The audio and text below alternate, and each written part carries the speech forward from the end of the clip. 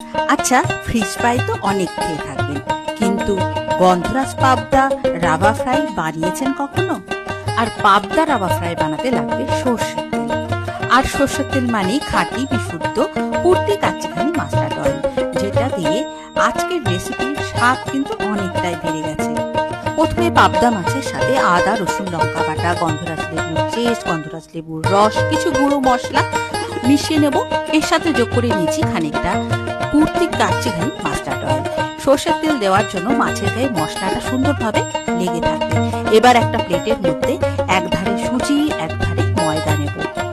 ময়দার সাথে কিছু নুন, লঙ্কার গুঁড়ো, গোলমরিচের গুঁড়ো মিশিয়ে নেব।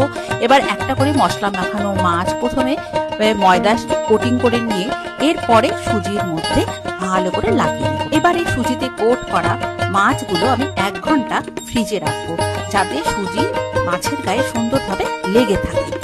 এবার আমি কড়াইতে পূর্তি কাচ্চিঘানি মাস্টার্ড অয়েল ঢেলে দিয়েছি। আর পাবদা রাবা ফ্রাই কিন্তু সর্ষের তেলে ভাজা করতে হবে, তবেই কিন্তু এর আসল স্বাদ পাওয়া যাবে। আর মাছ ভাজার গন্ধে গোটা বাড়ি মম করছে। আচ্ছা, একবার খেয়ে বলতো এই পাবদা রাবা ফ্রাই খেতে কেমন হয়েছে?